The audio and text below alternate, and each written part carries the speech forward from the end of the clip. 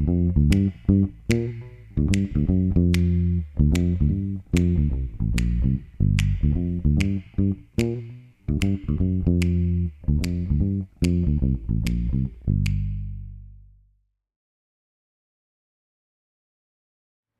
everybody. This is Joey Leone, and welcome to the cabin.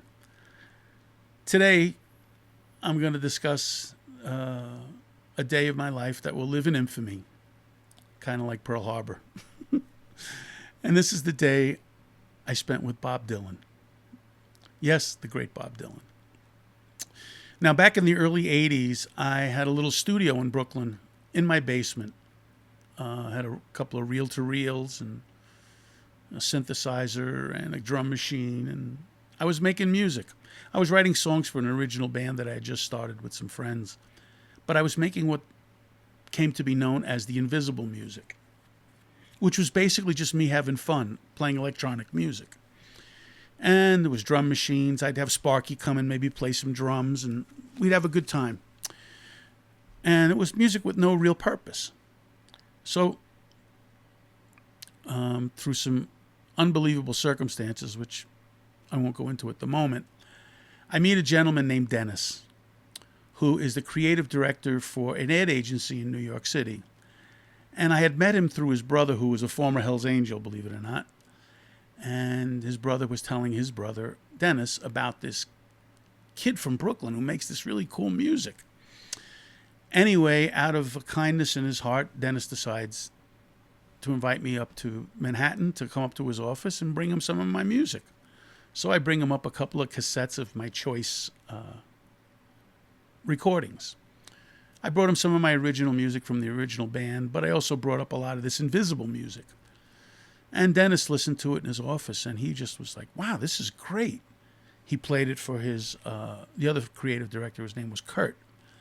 And he was listening. He said, wow, it's really good. It was very interesting music. It wasn't what you heard on the radio, on commercials and stuff like that, because it was really organic, kind of idea-oriented music. It wasn't really produced. Like I said, I only had a 4-track machine. I had a spring reverb unit, an analog delay pedal, a couple of 58s, SM58s, and a 4-track machine, and some really good ideas. And so he plays it for his boss, whose name was George Lois. Now, anybody that knows anything about the history of advertising in New York will recognize the name George Lois. He's a legend. George got his initial notoriety back in the 60s when he was working for an ad agency and came up with the idea for the commercial, I Want My Maypo. Now, a lot of people of my age might remember that commercial. And it was Maypo was a breakfast cereal, like a hot cereal that was marketed towards kids. And he would have people like Mickey Mantle do the commercial like, I want my Maypo, like imitating what a little kid wanted. And that became a huge commercial, and it really gave George Lois a lot of reputation. So anyway, so George starts his own agency, and it's a well-known agency. He's highly respected, but it's not one of your big ones like J. Walter Thompson. It's kind of a niche kind of a thing. And he plays my music for George, and George goes, wow, this kid's really got some stuff here. It's really interesting. And they hadn't heard anything like that in advertising at the time, because I was using drum machines and synthesizers and like little handheld instruments. And my friend Harry was playing conga drums, and Sparky was playing snare drums and hitting cymbals, and just all this weird organic stuff. And I would use pre-recorded sounds of sound effect records that I had. And it was just fun music. It was just music I made for my own head. Anyway, so they decided that, hey, well, maybe give Joey a shot to do a couple of commercials. And before you know it, I get a storyboard delivered to my studio in Brooklyn. And I did a Clairol commercial. That was the first one I did for Clairol. And I did it on my little Prophet 5 synthesizer. And I'm not even a keyboard player. I just had these weird ideas. And I was competing against major jingle houses, but they were doing their typical canned music. So anyway, they heard my Invisimist idea, and I just thought Invisimist. It was the name, was the product. It was a new hairspray, and it was supposed to be invisible. And I was like, oh, I make invisible music. So it was a perfect match. And I did this kind of airy kind of synthesizer thing.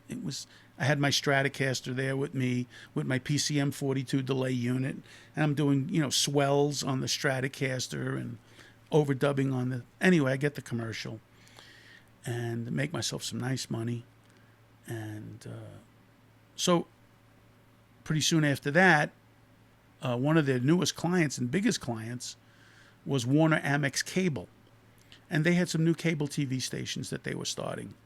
One of them was called MTV. The other one was called VH1, and the other one was called Nickelodeon. Well, of course, George, being in the advertising business, realizes it's, 15 years since I Want My Maypo. So he pitches to them, I Want My MTV. They absolutely fall in love with it.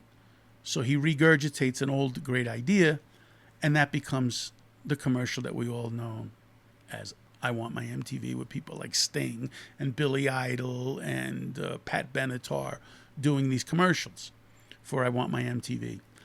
So I start doing demos for VH1 and for Nickelodeon. And before you know it, I get another commercial idea from Pontiac, and I was the one that came up with the idea of the Pontiac Attack, which they ended up using nationally for years. But it was my idea, Pontiac Attack.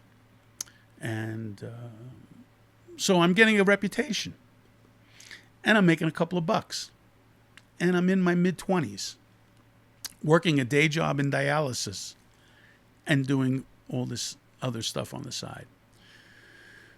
Well, during a conversation with Dennis and at the ad agency, I find out that they're going to be working on not a commercial, they're going to be working on a music video for guess who?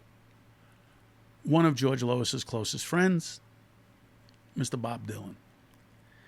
And Bob had just completed an album called Infidels.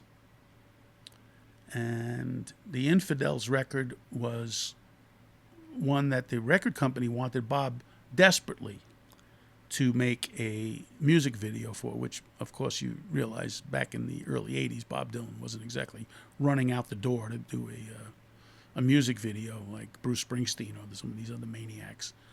So he says to the record company, look, I'll do the video if my friend George Lois and my friend Larry Sloman, Ratso Rizzo, his nickname was, could be the guys that created it. The record company was just happy to have Dylan say yes. By the way, Larry Sloman is a guy who wrote a book about Bob Dylan. He became a close friend of Dylan. He also wrote a book, interestingly enough, about one of my other passions, the New York Rangers. So here he is, this guy that's a music guy and a hockey guy. So, of course, I hit it off with him immediately because the Leones are all big hockey fans. And so it's George Lois, Larry Sloman, Kurt, and Dennis going to be working on this video. And George's idea was to create this mosaic of a video with pictures cut in with a plain video of Dylan singing the lyrics to a song called Joker Man, which is what the video was going to be from the Infidels album. Interestingly enough, it has Mark Knopfler playing guitar on it. So, and in the old days in the ad agencies, they had these rooms in the ad agencies that were filled with magazines. And these magazines dated back 15, 20 years, but they would get ideas and pictures from them. They saved them. There was artwork in there. There were books, art books, and things like that. Places where you could just get pictures and different fonts and ideas. And that was where a lot of ad agency guys got their ideas from. So Dennis, of course, trying to backdoor me in because he was my biggest supporter, says, hey, Joey, why don't you come up and help us pick out some pictures? We'll go through these magazines. So the whole ad agency's in the room picking out pictures. And then I'm there one afternoon, and they say, well, this week we're going to have dinner with Bob Dylan and he wants to find out, what our ideas are and knock some ideas around. And Dennis says to me, yeah, you come to the dinner too. I'm like, wow, we get to meet Bob Dylan? So anyway, so they decide they're going to meet at Wiley's in Manhattan. It's a famous rib and chicken and steak joint in Manhattan back in the day. And we all meet at the ad agency and waiting to Dylan to arrive. And here he comes, pulls up by himself. I think he was driving a Honda Civic, if I remember correctly, and parks the car. And we all take a cab over to Wiley's. And we're sitting down ordering food. And, of course, I'm D&D, deaf and dumb. I learned that from being around my dad. Being seen and not heard, which is a chore for me. Anyway, they're talking about the video and there's food there. And I'm just, I'm saying, please, God, let a couple of people walk in that know me, that'll recognize me sitting here having dinner with Bob Dylan. Well, that didn't happen. But anyway, as the dinner's starting to wind down, of course, Dennis, who's, like I said, is my biggest supporter and loves my music, says to Bob, hey, Bob, Joey's got an original band, and they've got some really good music. And here, check it out. And he pulls out a Walkman, a cassette, Sony Walkman cassette. And he brings it over to Dylan and hands it to him. And Dylan's looking at him. He puts the headphones on Bob Dylan, presses play. Now, of course, he had it queued up to one of my songs, my original songs.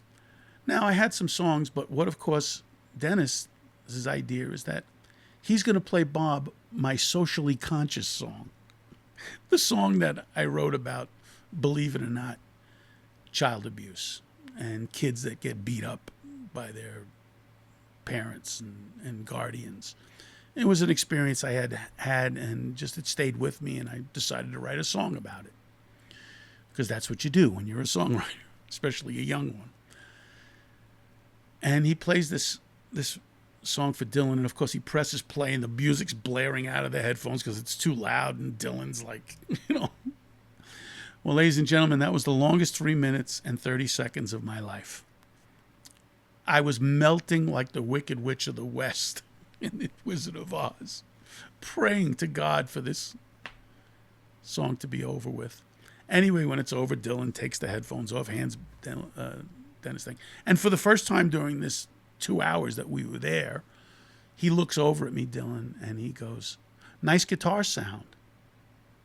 And interestingly enough, for the guitar players out there, I had an old Stratocaster that I used to record in my basement with through an old PV Backstage Plus with a blown JBL in it. That just got a really good sound, clean kind of Strat sound.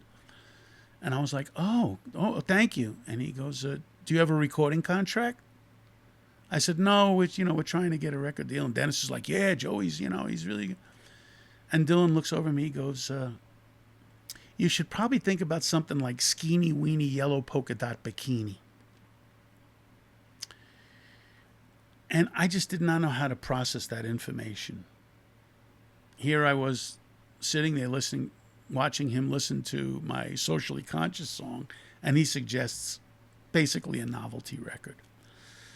So at that point, I'm like, I am a Sicilian kid from Brooklyn at that point, and I'm thinking, did Bob Dylan just insult me? And am I going to have to jump across the table here and attack Bob Dylan? I don't know what's to do, and and I'm like, oh. Dennis is like, he don't know what to say. Anyway, everybody gets up, walks out, and that's the end of the story. And I'm saying to myself,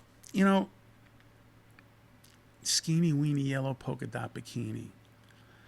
And then it took me about, I guess, maybe 10 years after telling this story to realize what he was really telling me.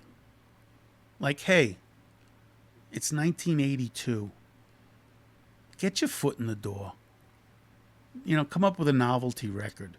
Something that you can guarantee will be a chart-busting hit record instead of trying to be the socially conscious guy. But like I said, it took me about 10 years. Anyway, I will put a link to the Dylan video in the description